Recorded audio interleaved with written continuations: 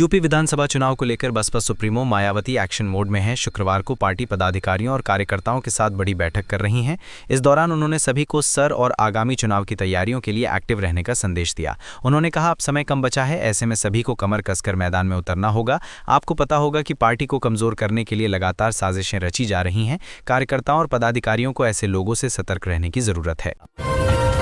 सोनिया गांधी ने नागरिकता से पहले वोटर लिस्ट में नाम जोड़े जाने के केस में अपना जवाब दाखिल किया है। शनिवार को राउज एवेन्यू कोर्ट को दिए जवाब में कहा, उनके खिलाफ दायर पुनर्विचार याचिका गलत और अनुमानित तथ्यों पर आधारित है।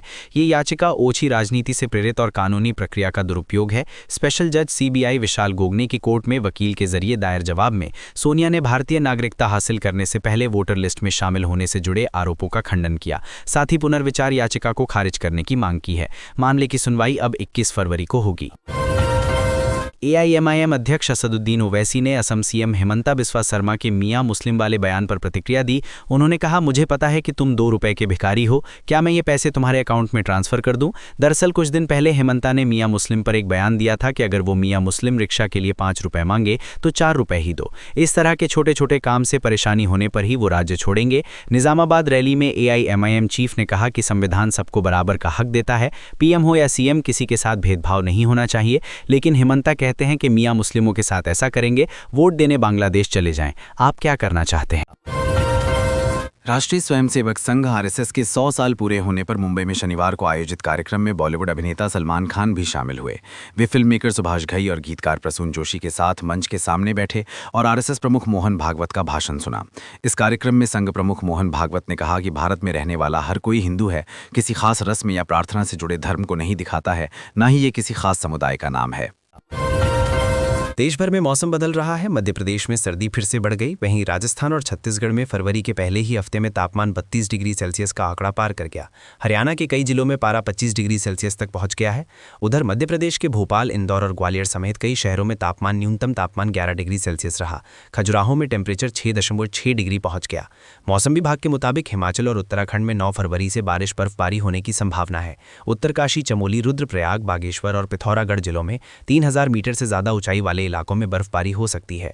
बिहार के कई जिलों में न्यूनतम तापमान 10 डिग्री सेल्सियस रिकॉर्ड किया गया है। गोपालगंज, मधुबनी में शनिवार सुबह विजिबिलिटी 0 रही। मौसम विभाग ने राजधानी दिल्ली में आज तेज सर्द हवाएं चलने की संभावना जताई है।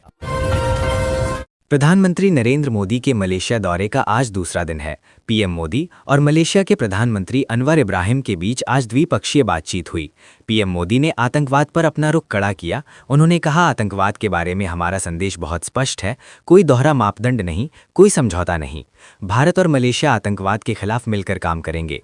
पीएम मोदी ने प्रेस ब्रीफिंग के दौरान तमिल भाषा की अहमियत पर भी जोर दिया। उन्होंने बताया कि तमिल भाषा के प्रति साझा प्रेम भारत और मलेशिया को जोड़ता है। महाराष्ट्र जिला परिषद चुनाव के दौरान नाबालिग को पोलिंग बूथ के अंदर ले जाने से जुड़े 2 मामले सामने आए हैं। पहला केस सोलापुर और दूसरा छत्रपति संभाजी नगर जिले से जुड़ा है। न्यूज़ एजेंसी पीटीआई के मुताबिक सोलापुर जिले के अकलुज स्थित यशवंत नगर मतदान केंद्र पर उम्मीदवार अर्जुन सिंह मोहिते पाटिल अपने 14 साल के बेटे के साथ पोलिंग बूथ के अंदर गए। आरोप है कि नाबालिग ने इलेक्ट्रॉनिक वोटिंग मशीन ईवीएम का बटन दबाया। इधर छत्रपति संभाजी नगर जिले में शिवसेना विधायक अपने नाबालिग बेटे को मतदान केंद्र के अंदर ले गए। विधायक ने अपने और बेटे दोनों की उंगली पर स्याही लगवाई। हरियाणा के फरीदाबाद में चल रहे सूरज कुंड मेले में शनिवार को एक झूला गिर गया। हादसे में एक पुलिस इंस्पेक्टर की मौत हो गई, जबकि 12 लोग घायल हो गए। घायलों का निजी और बादशाह खान सिविल अस्पताल में इलाज चल रहा है। घटना के बाद मेला ग्राउंड को खाली करा दिया गया। मृतक इंस्पेक्टर की पहचान जगदीश प्रसाद के तौर पर हुई है। वो पलवल जिले के चांदहट थाने के एसएचओ थे। इसी साल 31 मार्च को इनकी रिटायरमेंट थी। सुनामी झूले पर 18 लोग बैठे हुए थे। घटना का एक वीडियो भी सामने आया है। इसमें झूला ऊपर से नीचे आके हुए गिरता हुआ दिख रहा है। इसके बाद मेले में लोग इधर उधर भागने लगे। सूरजकुंड थाना पुलिस ने फिलहाल अज्ञात पर मामला दर्ज कर लिया है। आगे की जांच जारी है। कर्नाटक के विजयपुरा जिले में रविवार को एक खेत में प्राइवेट ट्रेनी प्लेन क्रैश हो गया। जमीन पर गिरने से पहले ही दोनों पायलट ने इजेक्ट कर लिया। उन्हें हल्की चोटें आई हैं। घटना बालेश्वर क्षेत्र मंगलुरु गांव में हुई। जानकारी मिलते ही पुलिस मौके पर पहुंच गई। हादसे के कारणों की जांच की जा रही है। एक अधिकारी ने बताया कि ये रेड बर्ड एविएशन का एक प्राइवेट ट्रेनी एयरक्राफ्ट है जो कलबुर्गी से बेलगावी जा रहा था। शुरुआती जांच में सामने आया है कि प्लेन के इंजन में टेक्निकल खराबी आई थी। आम आदमी पार्टी के नेता और पूर्व मंत्री को दिल्ली पुलिस ने रविवार शाम हिरासत में ले लिया। पार्टी के मुताबिक जनकपुरी से ही कुछ अन्य नेताओं को भी मौके से हिरासत में लिया गया है। भारद्वाज दिल्ली के जनकपुर बाइका डेथ केस में मामले में घटनास्थल पर एंडल मार्च निकाल रहे थे। पार्टी नेता मृतक कमल ध्यानी को श्रद्धांजलि देने वहां पहुंचे थे। उन्होंने कहा कि उन्हें मोमबत्तियां जलाने की भी अनुमति नहीं दी गई। पुलिसकर्मियों ने मार्च को रोक दिया और नेताओं को हिरासत में ले लिया। 5 फरवरी की देर रात जनकपुर में 25 वर्षीय कमल ध्यानी की 15 फीट गहरे गड्ढे में गिरने से मौत हो गई थी। परिवार मृतक को रात भर ढूंढता रहा।